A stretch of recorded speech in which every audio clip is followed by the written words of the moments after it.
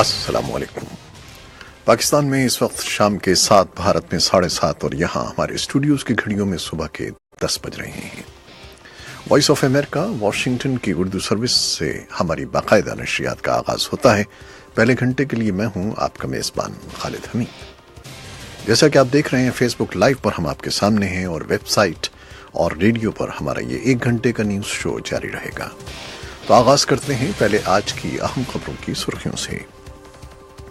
افغانستان کے صدر اشرف غنی کی طرف سے پاکستان کے وزیر اعظم شاہد خاقان عباسی کو دورہ افغانستان کی دعوت پر اسلام آباد نے تاحال کوئی باضابطہ اعلان تو نہیں کیا ہے، البتہ حکام کا کہنا ہے کہ اس بارے میں غور کیا جا رہا ہے۔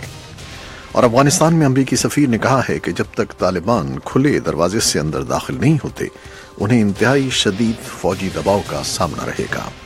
سفیر نے یہ بات افغان سروس کو دیے گئے ایک خصوصی انٹرویو میں کہی ہے۔ امریکہ کے صدر ڈونلڈ ٹرمپ نے امریکہ میں منشیات کے استعمال کے بڑھتے ہوئے رجحان کو روکنے کے لیے سخت اقدامات کرنے پر زور دیتے ہوئے تجویز دی ہے کہ منشیات بیچنے والوں کو موت سمیت سخت سزائیں دی جانی چاہیے۔ امریکی ریاست ٹیکساس کے شہر سین انتونیو میں فیڈیکس کے دفتر کے نزدیک پیکٹ میں چھپایا ہوا ایک بم پھٹ گیا، جس سے ایک شخص زخمی ہو گیا۔ امریکہ کی ریاست میری لینڈ کے ایک ہائی اسکول میں شوٹنگ کی اطلاعات ہیں۔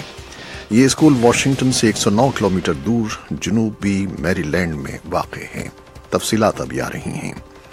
برطانیہ سے ملک بدر کیے جانے والے روسی سفارتکار برطانیہ چھوڑنے کی تیاریاں کر رہے ہیں، اور سعودی عرب کے ولی عہد شہزادہ محمد بن سلمان جو امریکہ کے دورے پر ہیں، آج وائٹ ہاؤس میں صدر ڈونلڈ ٹرمپ سے ملاقات کر رہے ہیں۔ اور چین کے صدر شی جن پنگ نے کہا ہے کہ چین کامیابی کے ساتھ صحیح راستے پر گامزن ہے۔ وہ نیشنل پیپلز کانگریس کے تقریباً 3000 ڈیلیگیٹ سے خطاب کر رہے تھے۔ اور فلسطینی صدر محمود عباس نے مغربی کنارے پر اسرائیلی بستیوں کی تعمیر کی امریکی حمایت اور اسرائیل میں امریکی سفیر کے رویے پر کڑی تنقید کی ہے، اور ان کے بارے میں سخت الفاظ استعمال کیے ہیں۔ یہ تھیں شہ سرخیاں، تفصیلات کچھ دیر کے بعد۔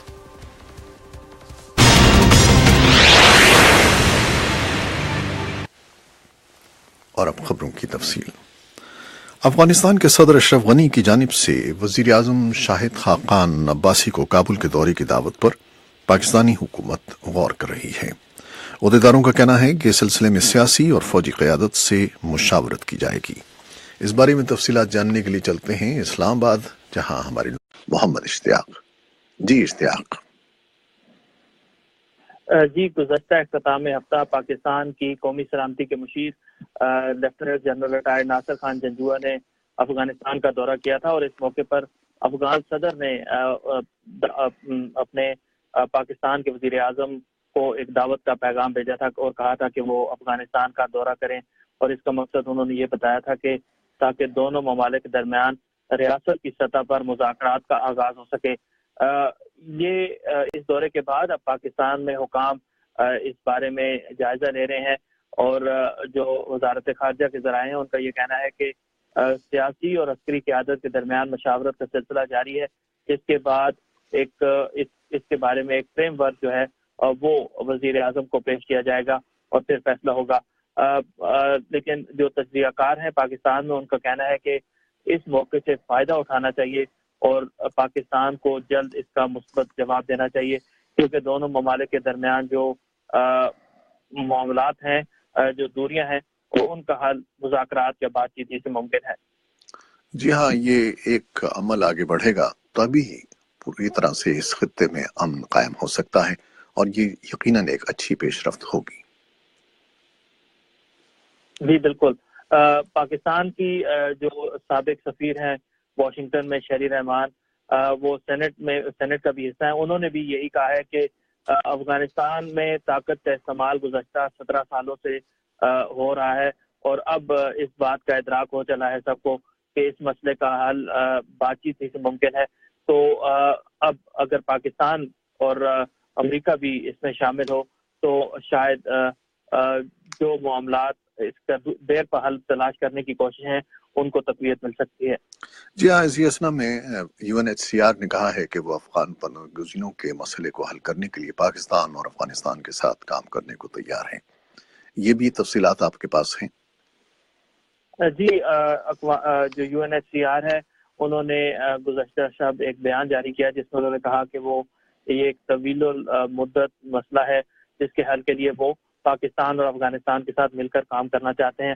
ساتھ ہی انہوں نے یہ بھی اس بات کو بھی خوشرنگ قرار دیا کہ پاکستان کی طرف سے جو پناہ گزینوں کے قیام کی توسیع ہے اس میں 30 جون رواں سال تک کی فیصلہ کیا گیا ہے، جسے انہوں نے کہا کہ یہ مثبت پیش رفت ہے، لیکن ابھی بھی یہ اس سارے مسئلے کا حل نہیں ہے کیونکہ بے یقینی کی کیفیت اس کے باوجود رہے گی۔ افغان پناہ گزینوں کی لگ بھگ 14 لاکھ ایسے افغان ہیں جو کہ قواعد کے اندراج کے ساتھ پاکستان میں موجود ہیں اور ان کی اتنی جلد واپسی شاید ممکن نہیں ہے، اسی لیے UNHCR کا اس بات پر اصرار ہے کہ یہ واپسی مرحلہ وار ہونی چاہیے تاکہ یہ لوگ پھر افغانستان میں سیٹل بھی ہو سکیں۔ بصورت دیگر پھر وہاں جانے کے بعد ان کے لیے شاید اتنی رہنے کے لیے وہ تمام مواقع نہ ہوں جس کے لیے وہ وہاں پر اپنا مستقل سکونت اختیار کر سکیں۔ اچھا اشتیاق، ایک اور خبر پر بات کرتے ہیں آپ سے۔ ایک سابق جہادی لیڈر نے افغان طالبان کو دعوت دی ہے کہ وہ امن مشن میں شریک ہوں، اس کی کیا تفصیلات آپ کے پاس ہیں؟ جی، یہ تفصیلات اب سے تھوڑی دیر پہلے ہی سامنے آنا شروع ہوئی ہیں۔ یہ اسی سلسلے کی ایک کڑی ہے جو کہ افغانستان کے صدر اشرف غنی نے گزشتہ ماہ کے بالکل اواخر میں کابل پروسیس نامی کانفرنس میں طالبان کو مذاکرات میں شامل ہونے کی پیشکش کی تھی۔ طالبان کی طرف سے باضابطہ طور پر تو اس کا کوئی رد عمل سامنے نہیں آیا، لیکن وہ انڈیا ضرور دے چکے ہیں کہ وہ شاید بات چیت کریں گے، اور یہ بھی بظاہر اسی ہی سلسلے کی کڑی ہے کہ افغان طالبان اور ان کے اندر بعض لوگ ایسے ضرور ہیں جو کہ بات چیت کے حامی ہیں اور اس مسئلے کا حل مذاکرات کے ذریعے تلاش کرنے کی حمایت کرتے ہیں، اور شاید یہ اسی سلسلے میں طالبان کو کی جانب سے ایک اشارہ بھی ہو سکتا ہے۔ بہت شکریہ محمد اشتیاق آپ کا۔ تو یہ ہمارے اسلام آباد میں نمائندے تھے محمد اشتیاق، جن سے ہم مختلف موضوعات پر گفتگو کر رہے تھے۔ اور اب کچھ مزید خبریں۔ امریکہ کے صدر ڈونلڈ ٹرمپ نے امریکہ میں منشیات کے استعمال کے بڑھتے ہوئے رجحان کو روکنے کے لیے سخت اقدامات پر زور دیا ہے اور کہا ہے کہ منشیات بیچنے والوں کو سخت سزائیں دینی چاہیے، جن میں موت کی سزا بھی شامل ہو سکتی ہے۔ پیر کو ریاست نیو ہیمپشائر کے شہر مینچسٹر میں ایک تقریب سے خطاب میں صدر ٹرمپ نے امریکیوں میں منشیات کے بڑھتے ہوئے استعمال پر قابو پانے کے لیے اپنی حکومت کی پالیسی کا اعلان کیا۔ اپنے خطاب میں صدر ٹرمپ نے منشیات سے پاک نسل پروان چڑھانے کے عزم کا اظہار کرتے ہوئے کہا کہ امریکیوں کو متحد ہو کر منشیات کی لعنت کو اپنے ملک سے ہمیشہ کے لیے ختم کرنا ہوگا۔ انہوں نے کہا کہ اگر منشیات کے اسمگلروں اور بیچنے والوں کے خلاف سخت اقدامات نہ کیے گئے تو باقی ساری کوششیں وقت ضائع کرنے کے مترادف ہیں۔ امریکی ریاست ٹیکساس کے شہر سین انطونیو میں فیڈیکس کے دفتر کے نزدیک ایک پیکٹ میں چھپایا ہوا ایک بم پھٹ گیا جس سے ایک شخص زخمی ہو گیا۔ وفاقی اہلکار موقع پر موجود ہیں اور یہ جائزہ لیا جا رہا ہے کہ کیا یہ ان 4 دھماکوں کی کڑی ہے جو آسٹن شہر میں حال ہی میں ہوئے تھے، اور کل رات پھٹنے والا پیکٹ بھی آسٹن جا رہا تھا۔ عہدیداروں نے بتایا کہ تقریباً 20 سال کی عمروں کے 2 مرد تازہ ترین دھماکے میں زخمی ہوئے ہیں، جس نے اس جنوب مغربی ریاست کے دارالحکومت کو ہلا کر رکھ دیا ہے۔